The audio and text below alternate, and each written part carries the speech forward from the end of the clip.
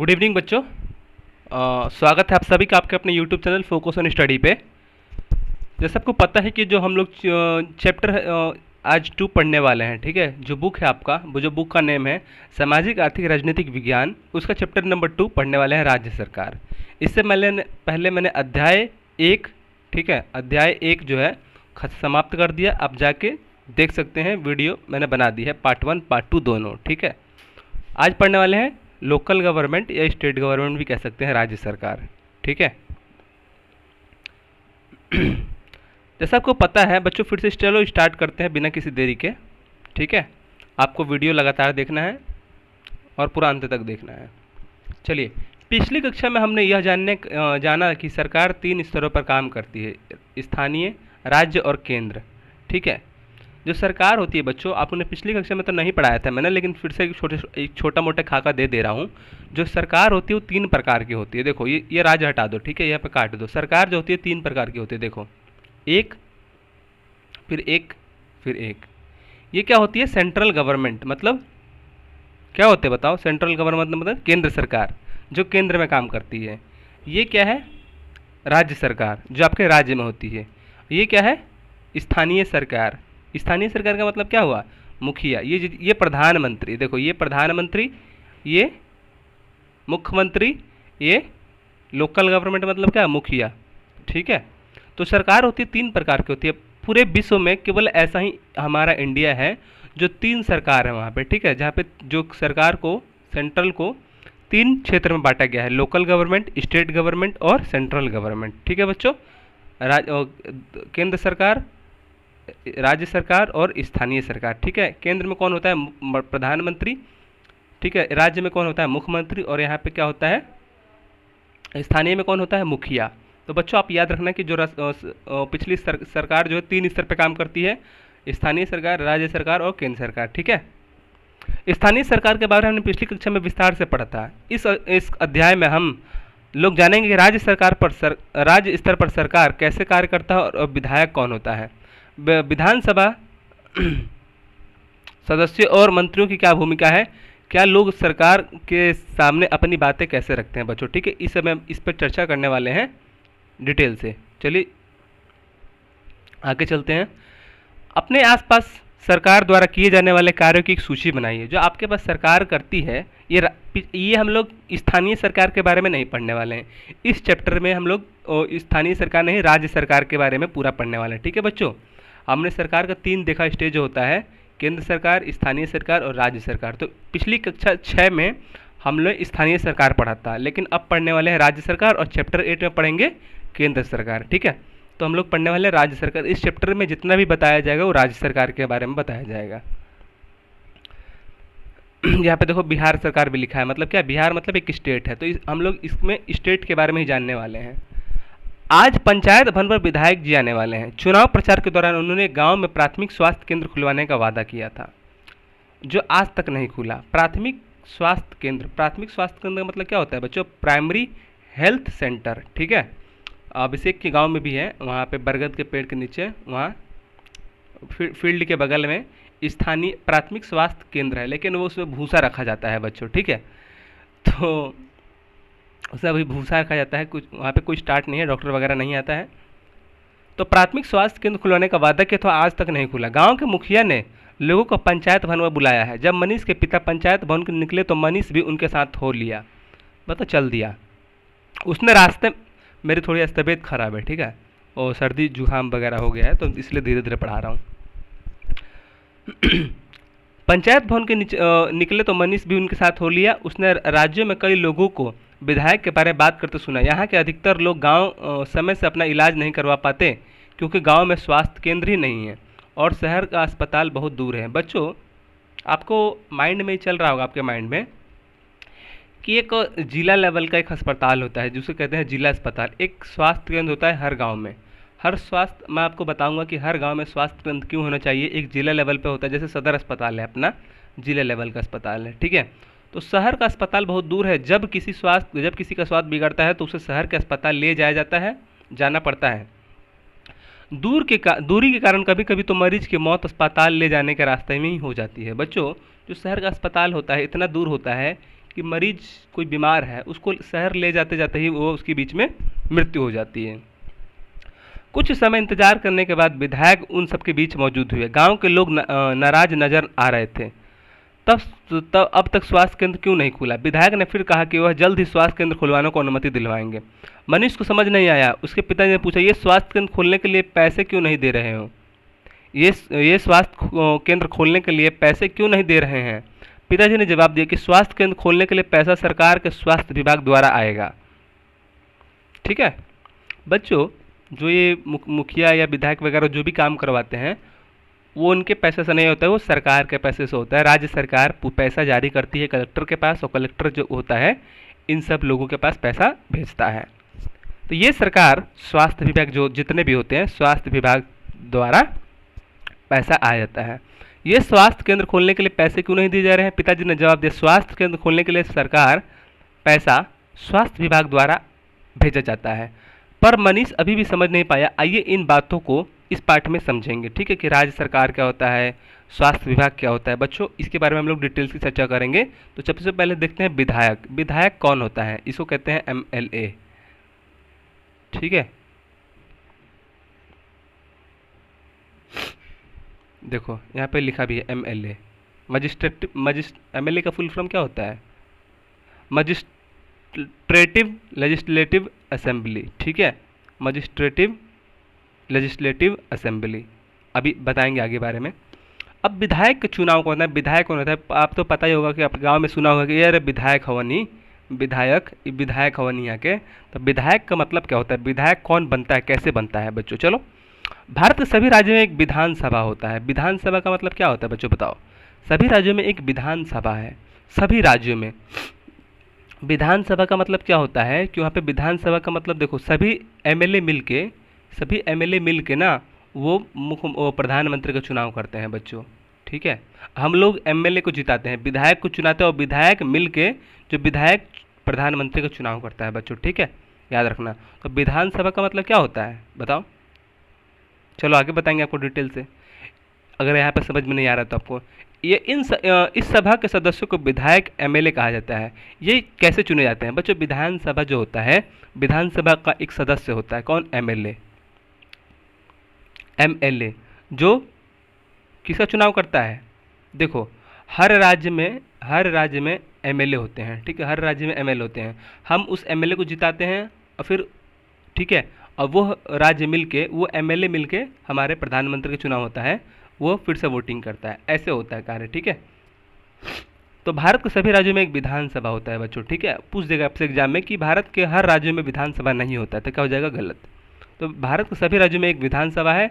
इन सभा के सदस्यों को विधायक या एमएलए कहा जाता है। ये कैसे चुने जाते हैं बच्चों? ठीक है, तो चलिए देखते हैं कि यह विधानसभा जो एमएलए है, एमएलए वो कैसे चुने जाते हैं बच्चों। ठीक है, एमएलए का मतलब क्या हुआ? विधायक, या आप विधायक कहिए, उसको इंग्लिश में एमएलए कहिए। ठीक है, वो एक ही होता है।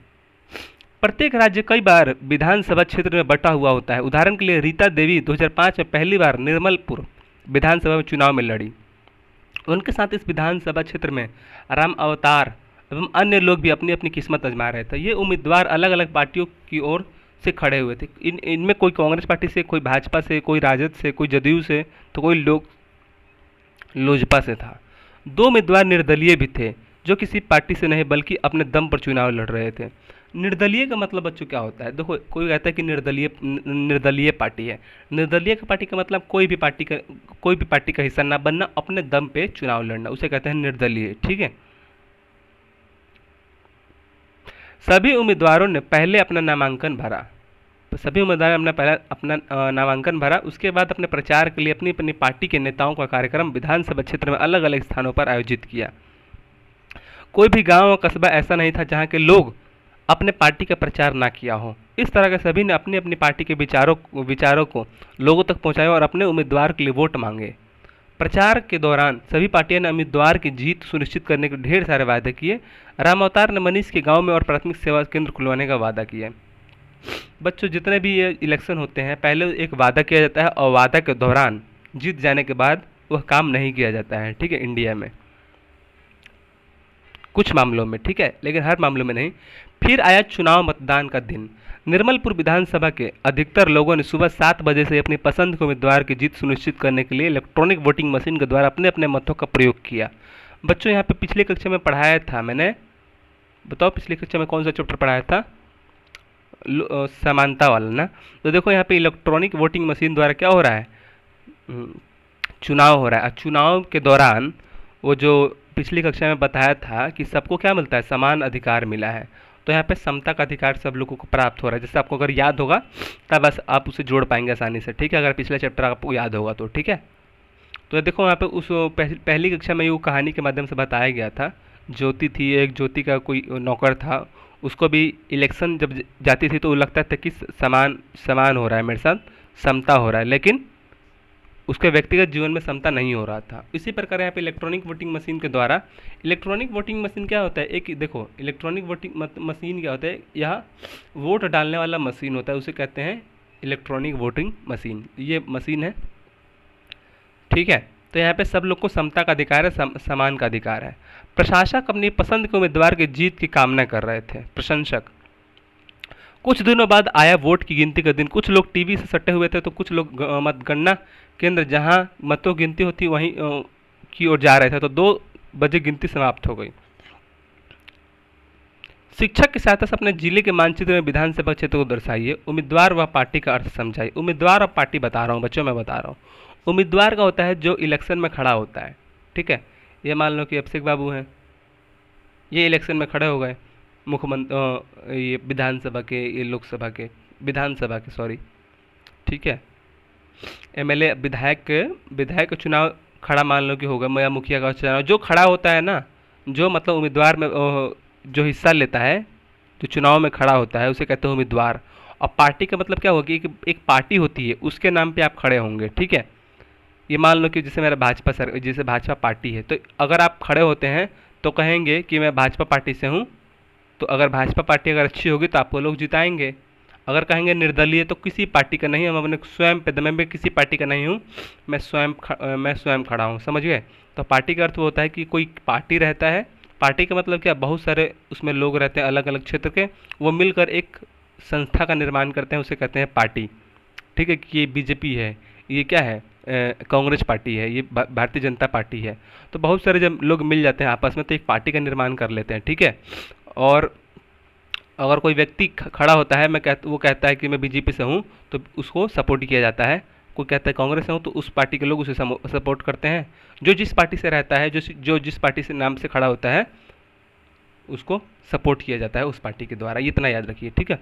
चुनाव प्रचार क्यों किया जाता है बच्चों, चर्चा करें। चुनाव प्रचार आपको पता है कि मैंने बता दिया कि चुनाव प्रचार किस लिए किया जाता है, क्योंकि चुनाव प्रचार के दौरान अपनी जीत सुनिश्चित कर सके और लोगों का जो लोगों का विश्वास है वो प्राप्त किया जा सके, झूठ सच बोल के उसके बाद चुनाव जीता जा सके, ठीक है। और चुनाव प्रचार करना क्या होता है, अधिक स्वतंत्रता है, अधिक अधिकार है, समझ गए, एक लिमिट समय में। अलग अलग उम्मीदवार क्यों होते हैं, इसके क्या फ़ायदे होते हैं बच्चों, अलग अलग उम्मीदवार क्यों होते हैं बताओ। चलो इसके बारे में आगे बताऊंगा मैं। इलेक्ट्रॉनिक वोटिंग मशीन द्वारा मत कैसे दिया जाता है, शिक्षक के साथ चर्चा करें। उसमें एक मशीन होती है, उस पर आप जाके कोई सभी, यहाँ पे मान लो कि क्या है, इलेक्ट्रॉनिक वोटिंग मशीन में यहाँ पे बटन होता है और यहाँ पे उसका चिन्ह होता है, ठीक है। यहाँ पे सबके मान लो कि 5-4 पार्टी हैं, तो सबका यहाँ पे सब पार्टी का चिन्ह दिया रहेगा, बीजेपी का कमल, कांग्रेस का पंजा, सबके बगल में एक बटन रहेगा जिस पे आप वोट देना चाहेंगे, बीजेपी देना चाहेंगे तो कमल के आगे वोट मशीन बटन दबा दीजिए तो उसको वोट पड़ जाएगा। ऐसे होता है, ठीक है, इलेक्ट्रॉनिक वोटिंग मशीन। चुनाव प्रक्रिया शुरू होने से समाप्ति तक पूरी प्रक्रिया विद्यालय में टोलियां बनाकर नाटक के रूप में प्रस्तुत करे, तो ये जरूरी नहीं है। रामावतार को अपने समूह उम्मीदवार में सबसे अधिक मत मिले। निर्वाचन पदाधिकारी ने रामावतार के विजय होने की घोषणा की। इस प्रकार वह चुनाव जीतकर अपने क्षेत्र में विधायक बन गए और ये 5 वर्षों के लिए निर्वाचित हुए। तो बच्चों याद रखना, जो विधायक होता है, विधायक का जो कार्यकाल होता है वो 5 वर्षों तक होता है, ठीक है। जो विधायक होता है अपने विधान क्षेत्र से होता है विधायक, ठीक है बच्चों।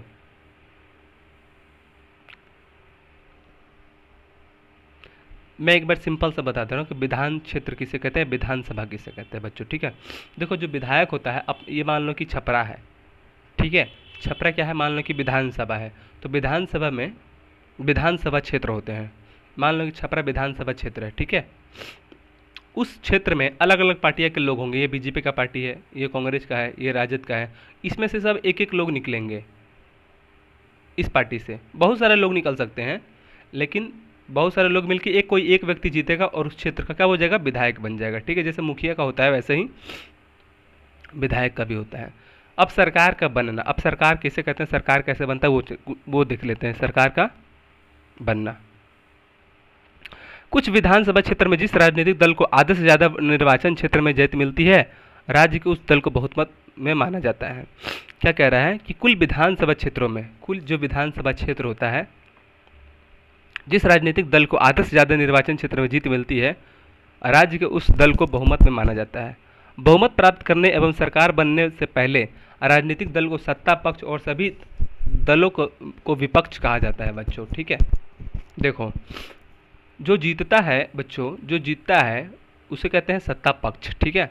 जो जीतता है उसको कहते हैं सत्ता पक्ष, और जो नहीं जीतता है लेकिन जो इलेक्शन में उसके साथ खड़ा रहता है, मान लो कि ये भी इलेक्शन में खड़ा हुआ, ये भी और ये भी, इसमें से सिर्फ ये जीत गया तो इसे कहते हैं सत्ता पक्ष, और इसके साथ जो नहीं जीते उसे कहते हैं विपक्ष। जैसे प्रधानमंत्री अभी मोदी जो हैं वो बीजेपी के हैं अध्यक्ष, वो बीजेपी पार्टी से हैं, तो उन्हें कहते हैं अभी सत्ता पक्ष में है, ठीक है। उनको अभी उनके हाथ में कमान है। लेकिन जैसे जो विपक्ष हैं, राहुल गांधी हैं कांग्रेस पार्टी से, आरजेडी है, जदयू है, ठीक है, जितने पार्टी हैं अलग अलग, उसे कहते हैं विपक्ष। विपक्ष उसे कहते हैं जो चुनाव में खड़ा होते हैं लेकिन हार जाते हैं, उसे कहते हैं विपक्ष, और जो चुनाव में जीतते हैं उसे कहते हैं सत्ता पक्ष, याद रखना। तो वही कह रहा है कि बहुमत प्राप्त करने वाले एवं सरकार बनाने वाले राजनीतिक दल को सत्ता पक्ष कहते हैं। जो बहुमत प्राप्त करके जीत जाते हैं और सरकार बनाते हैं उसे कहते हैं सत्ता पक्ष। अन्य सभी दलों को विपक्ष कहा जाता है। जो हार जाते हैं बेसिकली उसे कहते हैं क्या, विपक्ष। उदाहरण के लिए आगे की तालिका में बिहार में कुल 243 विधानसभा क्षेत्र है। बिहार में कुल 243 विधानसभा क्षेत्र हैं बच्चों, ठीक है।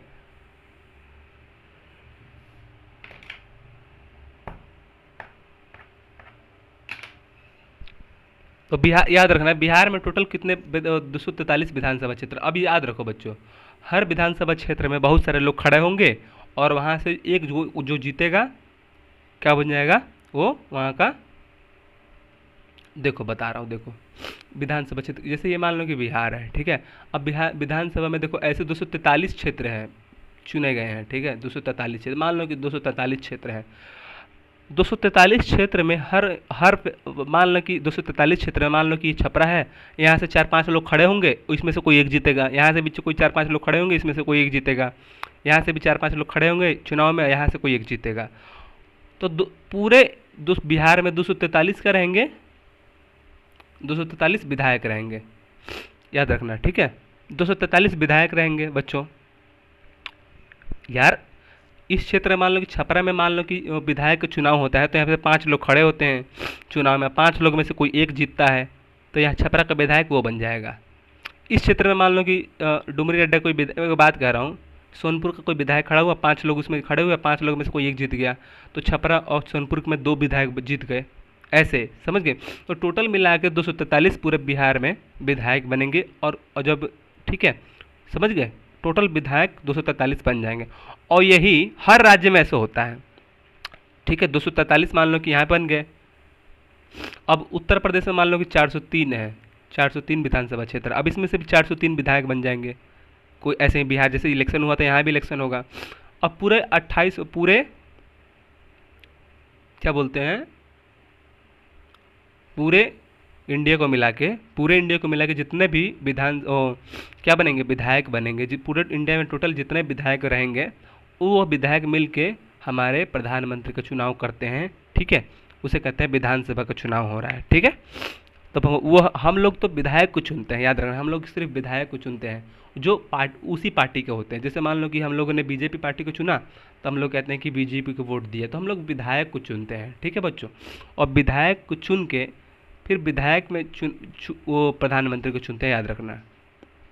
समझ गए ना विधानसभा क्षेत्र किसे कहते हैं। अब कोई गलती तो नहीं होगी। तो बिहार में कुल 243 विधानसभा क्षेत्र है, अब सोचो विधानसभा टोटल 243 क्षेत्र हैं, तो कितने मुखिया होंगे? एक क्षेत्र का एक एक विधायक, दो क्षेत्र का दो हुआ, 243 क्षेत्र का 243 विधायक। तो याद रखना, टोटल जितने विधानसभा क्षेत्र होंगे उतने क्या हो जाएंगे? विधायक बनेंगे भाई। जहाँ ज़्यादा होगा वहाँ ज़्यादा, और जहाँ पे कम होगा वहाँ पे कम। ये 243 कैसे किया जाता है? राज्य के आधार पर कहते हैं, वहाँ पे कितनी जनसंख्या है, वो कितना बड़ा है। देखो अभी सबसे ज़्यादा कहाँ पे है? यूपी में, क्योंकि यूपी में बहुत बड़ा है जनसंख्या, इसलिए।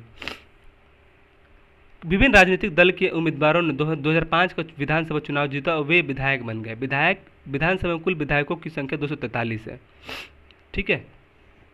विधानसभा में कुल विधायकों की संख्या 243। इसके बहुमत प्राप्त करने से किसी भी राजनीतिक दल को आधे से ज़्यादा अधिक विधायकों की आवश्यकता होगी, अर्थात 243 विधायकों में से कम 122 की आवश्यकता होगी बच्चों, ठीक है। 122 की आवश्यकता होगी। देखो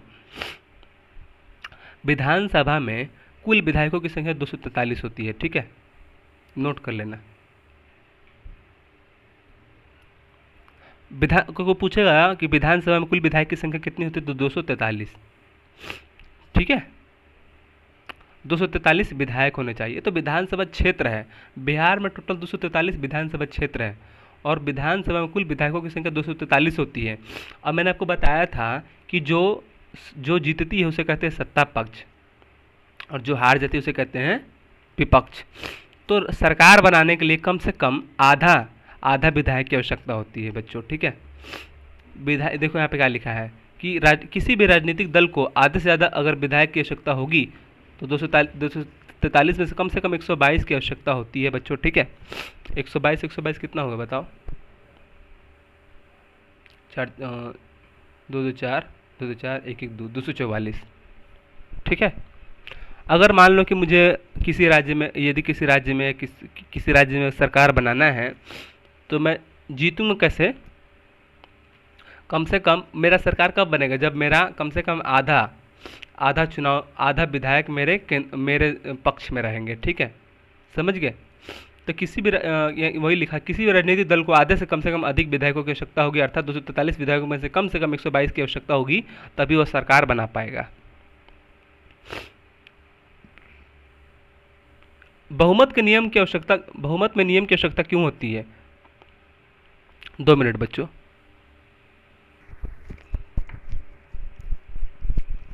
यहाँ लिखा है बहुमत के नियम की आवश्यकता क्यों होती है? वह इसलिए कि सरकार उस दल की बननी चाहिए जिस दल को ज़्यादा से ज़्यादा लोग चाहते हों। लोगों ने अपने अपने क्षेत्रों से अपनी अपनी पसंद के उम्मीदवारों को चुना जो विधायक बनकर विधानसभा में आए, ठीक है।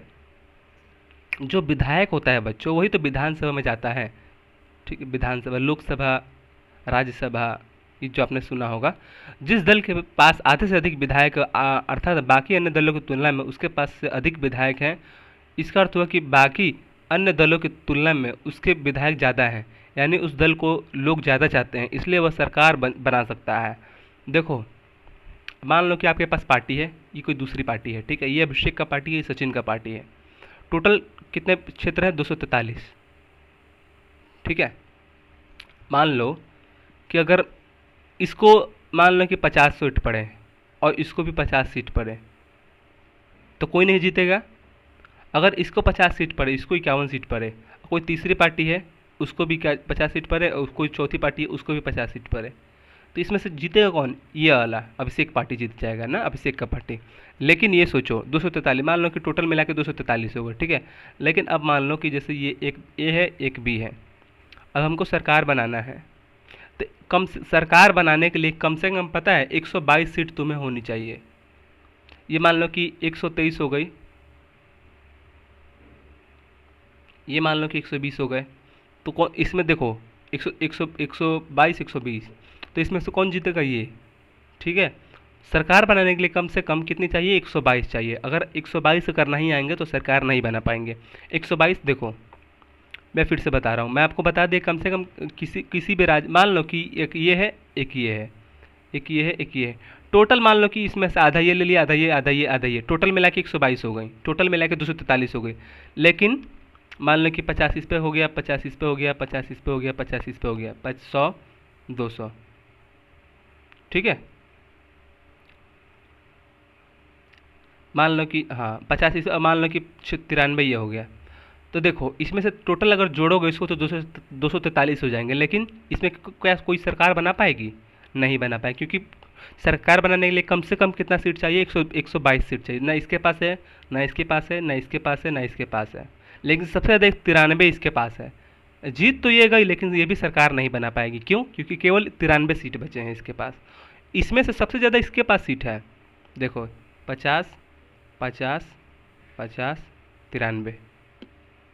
ठीक है, अगर तुम जोड़ोगे तो सबका ये टोटल मिला के 243 हो जाएंगे। एक बात कह रहा है, गलती भी तो कोई बात नहीं।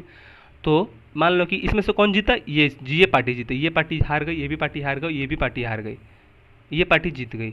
तो क्या ये सरकार बना पाएगी? नहीं। क्यों नहीं बना पाएगी? मैंने क्या कहा था कि किसी भी सरकार बनाने के लिए कम से कम कितना चाहिए? कम से कम 122 सीट चाहिए, समझ गए? लेकिन इसके पास 93 ही सीट है। ये जीत तो गई है, इन तीनों से जीत गई है, इससे भी जीत गई, इससे भी जीत गई, इससे भी जीत गई, लेकिन ये जीती है, लेकिन ये सरकार नहीं बना पाएगी। समझ गए बच्चों? ये सरकार नहीं बना पाएगी, और सरकार नहीं बना पाएगी। तब क्या, अब तब क्या होगा? क्या आप सोचेंगे कि सरकार नहीं बनेगा, क्या फिर से चुनाव होगा? नहीं, फिर से चुनाव नहीं होगा। देखो ये जीत तो गई, ठीक है, लेकिन सरकार नहीं बना पाएगी। अब यहाँ पे होता है गठबंधन। गठबंधन का मतलब दो पार्टी आपस में मिल जाएंगे और 122 सीटों को कंप्लीट कर लेंगे। मान लो कि एक ये है, ये ए पार्टी है, ये बी पार्टी है, ये सी पार्टी है, ये डी पार्टी है। डी पार्टी तो जीत गई, लेकिन सरकार तो नहीं बना पाएगी। मैंने ऊपर ये बताया था कि टोटल 243 सीट में से कम किसी भी पार्टी को सरकार बनाने के लिए कम से कम कितना सीट चाहिए? 122 सीट चाहिए कम से कम, लेकिन 93 है। जीत तो गई है, लेकिन सरकार नहीं बना पाएगी। अब क्या करेगी? यहाँ पे गठबंधन, ये दोनों मिल जाएंगे, ये दोनों मिल जाएंगे, सी पार्टी और डी पार्टी आपस में मिल जाएंगे, गठबंधन कर लेंगे, और ये दोनों मिलकर सरकार बना लेंगे। अगर 93 ठीक है, ये दोनों छूट जाएंगे, ये दोनों हार जाएंगे, ये दोनों पार्टी लोग जीत जाएंगे। तो गठबंधन यही होता है कि कोई फिर से चुनाव नहीं कराना पड़ेगा। ठीक है बच्चों, गठबंधन का मतलब क्या होता है? ये दोनों मिल जाएंगे, ये भी और ये भी मिल जाएंगे। अब दोनों जब मिल जाएंगे तो कम से कम 122 सीट हो जाएंगे। 93, 50, 3, 9, 5, 14। देखो 143 हो जाएगा, लेकिन 143 हो गया, दोनों मिलके सरकार बना लेंगे, दोनों आपस में मिलके। ठीक है, 122 चाहिए ना कम से कम, अब तो 143 आ गया ना, 143 मिलके सरकार बना लेंगे। ठीक है, अकेले कोई नहीं बना पाए। कम से कम कितना चाहिए किसी भी चीज़ को, किसी भी पार्टी के लिए कम से कम 122 सीट चाहिए उसको सरकार बनाने के लिए। ठीक है, याद रखना। अगर मान लो कि आप समझ गए, मान लो किसी को 50 आ गया, किसी को 50, सब में 50 आ गया, कोई मान लो कि 100 आ गया, लेकिन जो अगर मान लो कोई 90 आ गया और सबके 40-40 आए, ठीक है, जितने पार्टी हैं इसके ये पक्ष, ये जीत तो गया, लेकिन ये हार गए, ये जीत गए, लेकिन ये सरकार नहीं बना पाएगी। तो ये किसी को पार्टी को अपने में मिला लेगी, और मिला के क्या करेगी?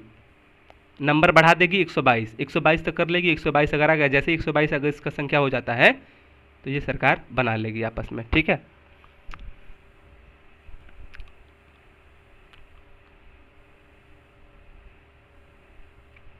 अब देखो ये बिहार का क्या है?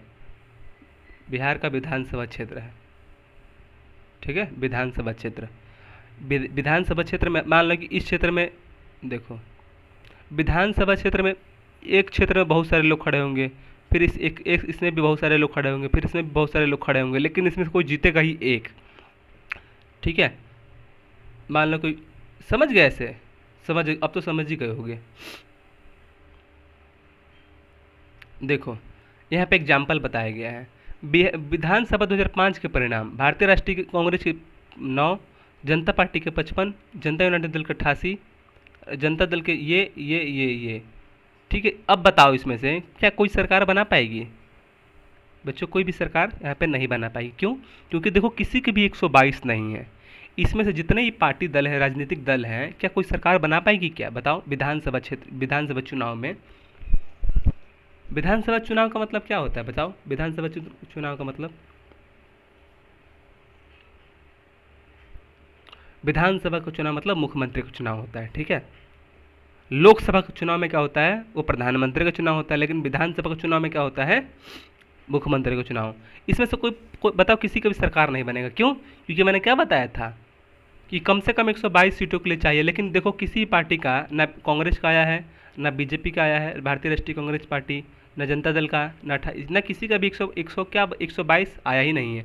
अगर मान लो कि अगर भारतीय राष्ट्रीय कांग्रेस की अगर 122 सीट आ जाते तो क्या ये अकेले सरकार बना लेती, लेकिन उसे केवल 9 आए हैं, इसके केवल 55, इससे केवल 88, किसी का भी सरकार नहीं बनेगा। अब बताओ क्या होगा यहाँ पे, क्योंकि दो पार्टी जो होगी वो मिल जाएगी आपस में। मान लो कि ये दोनों मिल गए तो 55 88 कितना हो गया, 8 13 हासिल लगा, 8 13 14। देखो अब ये दोनों मिलकर सरकार बना लेगी कि नहीं, जनता पार्टी और जनता दल यूनाइटेड, ये दोनों आपस में मिल जाएंगी, कहेंगे भैया हम दोनों एक साथ हो जाते हैं और हम लोग सरकार मिलकर बना लेते हैं।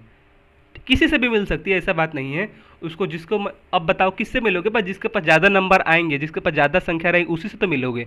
अब 55 मान लो कि तुम 55 वाले, ये मान लो कि ये सरकार, मान लो कि ये अभी ये है 88 सबसे ज़्यादा नंबर है, ये किससे मिलेगी, 9 वाले से थोड़ा ना मिलेगी। 9 वाले से मिलेगी तो भाई 122 तो होंगे ही नहीं। ये इससे ही मिलती है जिसके पास ज़्यादा संख्या होता है। 9 वाला 55 से मिल सकती है या तो 54 से मिल सकती है, लेकिन किससे मिलेगी, 55 से ही मिलेगी। अगर मान लो कि 88 प्लस ये कर देंगे तो 143 से आता है। अगर मान लो कि ये वाला पार्टी अगर इससे मिलती है तब 122 हो जाता है, अगर ये पार्टी इससे मिल जाती है तभी 122 हो जाता है। तो उसके चॉइस में है कि आप किसी से को भी ले सकते हैं। लेकिन मान लो कि ये तुम्हारा अच्छा दोस्त है, ये तुम्हारा अच्छा दोस्त नहीं है, एक बात कह रहा हूँ मैं, ये मान लो कि ये वाला पार्टी, मान लो कि सबसे ज़्यादा संख्या किसके आए हैं, इसके आए हैं 188, जनता दल यूनाइटेड की मान लो कि 88 आए हैं, लेकिन इसमें से कोई भी जीता नहीं है। तो सरकार बनाने के लिए क्या चाहिए, कम से कम 122 सीट चाहिए। अब 122 सीट के लिए क्या करेगी, ये मान लो कि अच्छा दल है, ये खराब दल है। अब बताओ तुम अच्छा दल के अगर पक्ष में जाते हो तो तुम 122 नहीं होते हैं, अगर इसके पक्ष में जाओगे तो 122 हो जाएगा। तो तुमको अच्छा दल को छोड़ के इसके पक्ष में जाना पड़ेगा। क्यों, क्योंकि तुमको 122 संख्या करना है, ना कि अच्छा और बुरा देखना है। समझ गए ना। तो जिसके भी ज़्यादा नंबर आता है वो पार्टी उसी की तरफ जाती है। तुम जाओगे, मान लो कि 88 तुम्हारा है और 10 से अगर गठबंधन करके सरकार बनाना चाहोगे तो बन जाएगा। क्यों, क्योंकि नहीं बनेगा। क्यों, क्योंकि 122 होगा ही नहीं। 88 प्लस अगर करेंगे तो 98 होगा, लेकिन 122 चाहिए तो नहीं हो पाएगा। तो तुमको इस तरफ या इस तरफ जाना पड़ेगा, और उस तरफ जाना चाहोगे जिस तरफ 122 संख्या पार हो जाए। समझ गए, या तो अच्छा हो वो बुरा हो। तो जिस तरफ भी 122 संख्या पार हो जाएगी वो दोनों आपस में मिलकर क्या करेंगे, सरकार बना लेंगे। समझ गए बच्चों। तो टोटल देखो 243 होते हैं। ठीक है,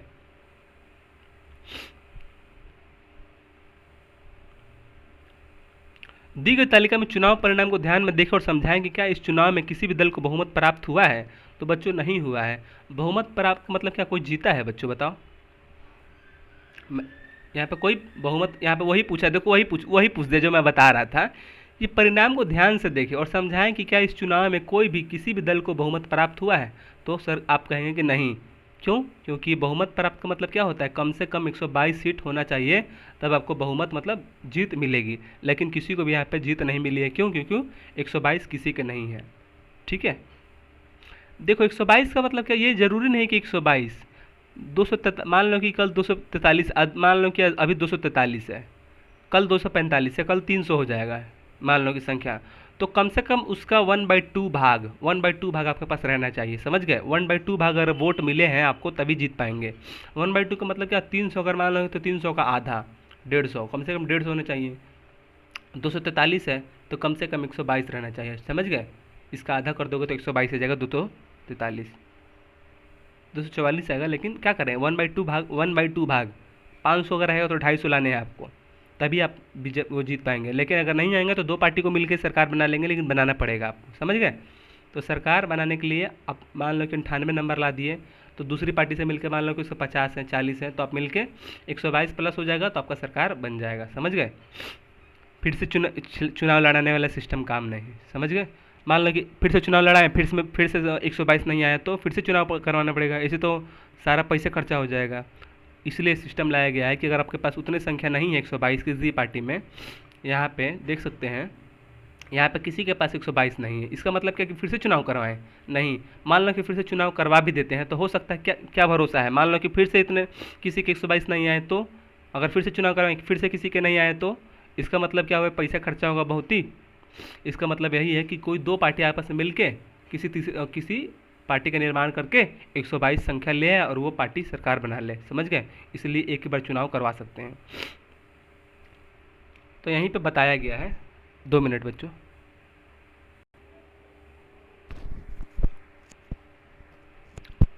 समझ गए ना? तो अब देखो यही पे लिखा है कि क्या समझाएं कि क्या चुनाव में किसी भी दल को बहुमत प्राप्त है, तो आप कहेंगे कि सर नहीं है। क्यों? क्योंकि कम से कम 122 होने चाहिए।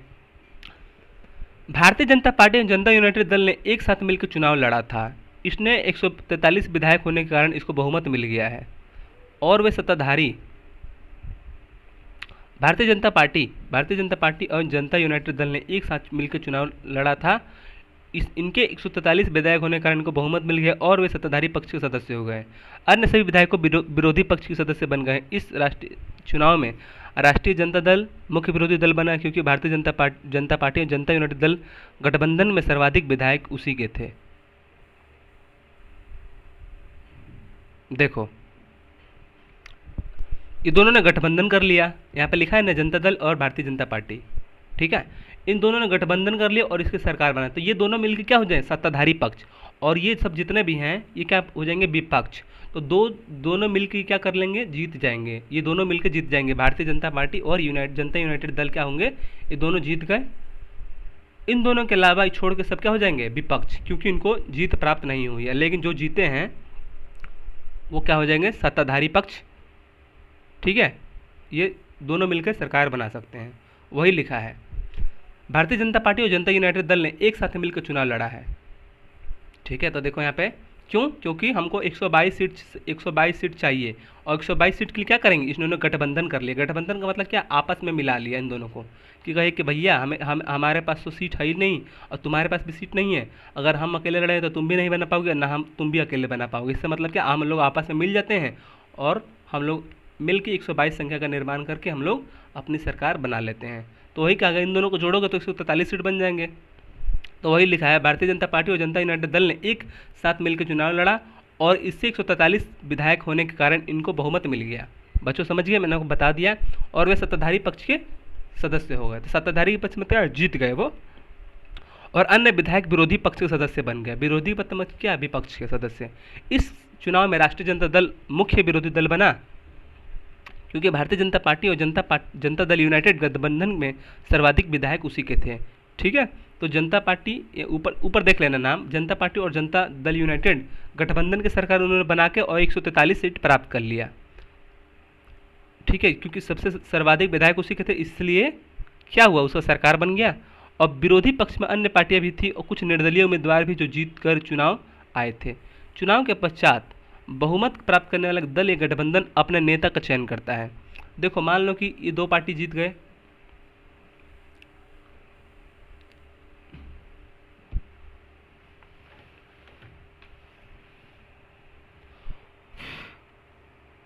बच्चों ठीक है। देखो जो दोनों पार्टी गठबंधन करेंगे आपस में, दो पार्टी, मान लो कि दो पार्टी जीत के 122 संख्या लाए हैं, ऊपर अभी दिखाया मैंने आपको। तो दोनों पार्टी ये क्या करेंगे? जितने भी लोग रहेंगे उस दल में जो जीते होंगे, उसमें से कोई एक व्यक्ति को चुनाव करके मुख्यमंत्री बनाया जाता है बच्चों, ठीक है। इसमें से ये लोग आपस में वो करेंगे कि भैया ये बनना चाहिए, सचिन बनना चाहिए, अभिषेक बनना चाहिए, अभिषेक को बना देंगे मुख्यमंत्री। ऐसे समझिए, आपस में ही करते हैं कि भैया तुम योग्य हो, तुमको ज़्यादा नॉलेज है तो तुम बनो। समझिए, उसी में से जो जीता रहता है ना, जो सत्ता दल के लोग होते हैं, उसी में से किसी एक को बना दिया जाता है मुख्यमंत्री। समझ गए? मान लो कि कोई दो पार्टी है, दो पार्टी ने जीत के 122 संख्या लाया, 122 संख्या लाया। अब 122 में से क्या हो जाएंगे? जितना भी मान लो कि 143 आया था ना, कम से कम 122 चाहिए, लेकिन 143 बना। अब 143 में सिर्फ एक लोग को मुख्यमंत्री बना दिया जाएगा उस राज्य का। समझ गए? और जितने भी लोग हैं, 142 लोग हैं, वो अन्य अन्य क्षेत्र में चले जाएंगे। कोई स्वास्थ्य विभाग में बन जाएगा, कोई अन्य विभाग में, कोई अन्य विभाग में, ऐसा ऐसा होता है। समझ गो? ठीक है। किसी एक व्यक्ति को ही उसमें मुख्यमंत्री का पद दिया जाता है। तो वही कह रहा है कि विरोधी पक्ष अन्य पार्टी को चुनाव के पश्चात बहुमत प्राप्त करने वाला दल या गठबंधन अपने नेता का चयन करता है। जो बहुमत प्राप्त करता है दल, उसमें से किसी एक व्यक्ति को नेता का चयन करना पड़ता है बच्चों। उसी में से जो जीतता है ना, मान लो कि हम लोग को 10 पार्टी जीत गई, हम लोग के 10 लोग हैं, 10 लोग में से हम लोग आपस में जीत गए, तो क्या करेंगे? हम लोग क्या करेंगे कि अपने में से एक व्यक्ति को छांट लेंगे और कहेंगे तुम मुख्यमंत्री बन जाओ। वैसा ही होता है, समझे?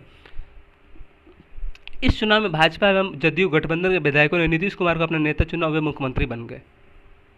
तुम किसी को भी चुन सकते हो उसमें, ठीक है। ये बिहार विधानसभा भवन है।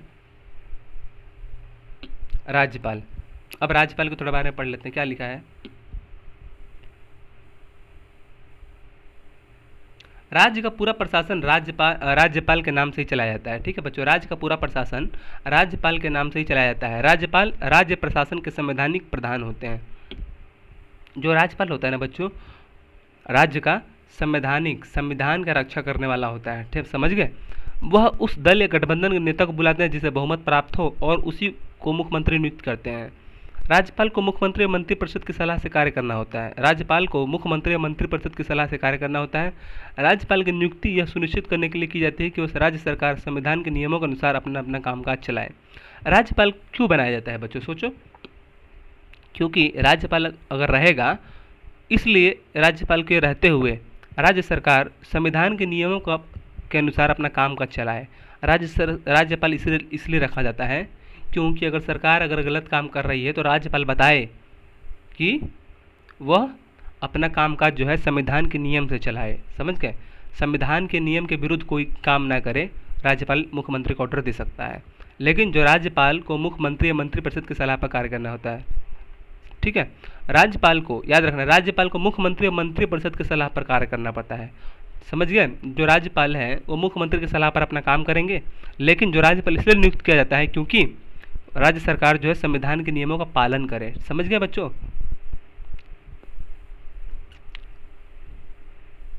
देखो, हिमाचल प्रदेश विधानसभा 68 सदस्य हैं। किसी भी दल या गठबंधन को बहुमत प्राप्त करने के लिए कितने सदस्य की आवश्यकता होगी बच्चों, बताओ। मैंने आपको बताया था किसी भी दल को बहुमत प्राप्त करने के लिए कम से कम कितनी सीट की आवश्यकता होती है, बता दो। मैंने बताया था ना आपको। अगर अगर 68 सीट है, अगर 2 मिल जाएंगे तो कितनी सीट चाहिए, 122 सीट चाहिए कम से कम।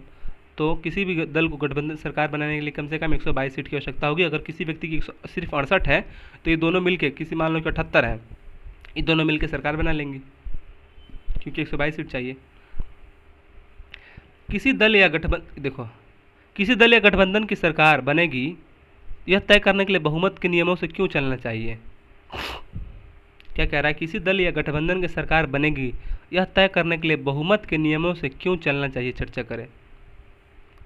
बच्चों ये पूछ रहा है कि किसी भी दल या गठबंधन की सरकार यदि बनती है तो बहुमत के नियम से क्यों चलना चाहिए। बहुमत के नियम से चलना चाहिए कि मतलब उसे संविधान की रक्षा हो सके। संविधान में लिखा है कम से कम कितनी सीट चाहिए, कम से कम हमें 122 सीट चाहिए ही चाहिए, समझ गए। कुछ ऐसे उदाहरण दे सकते हैं जहां आपको लगता है कि बहुमत के अनुसार निर्णय होने चाहिए।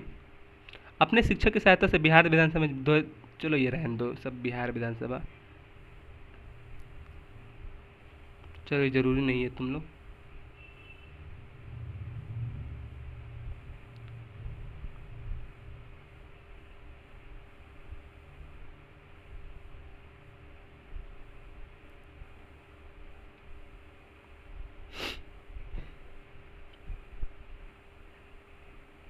हम लोगों ने विधानसभा पढ़ लिया है। विधानसभा में टोटल कितनी सीट होती हैं बच्चों, बताओ।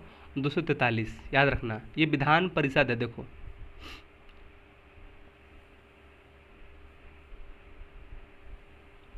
ठीक है।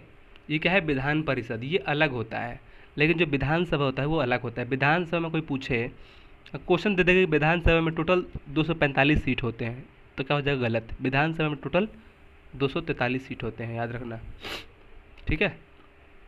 कम से कम कितना सीट चाहिए, 1/2। जीतने के लिए कितना चाहिए, 1/2, मतलब इसका आधा, 122। चलो अब पढ़ते हैं विधान परिषद।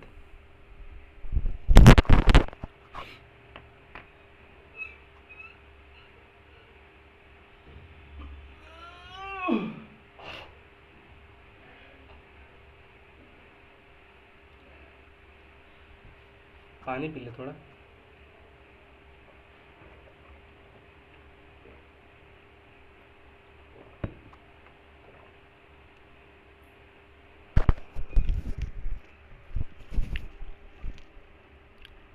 भारत के प्रत्येक राज्य में विधानसभा है।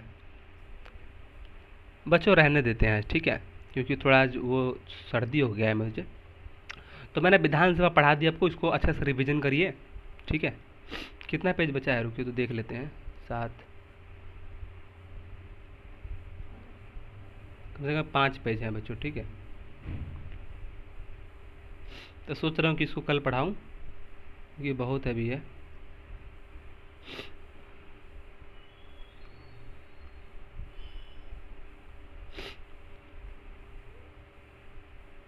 ये ख़त्म कर देते हैं, चलो यार थोड़ा सा और है।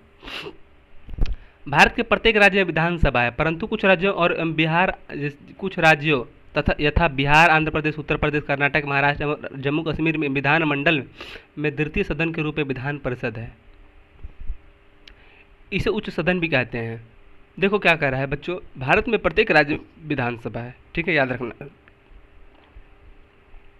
प्रत्येक। चलो बच्चों कल पढ़ाते हैं, ठीक है इसको।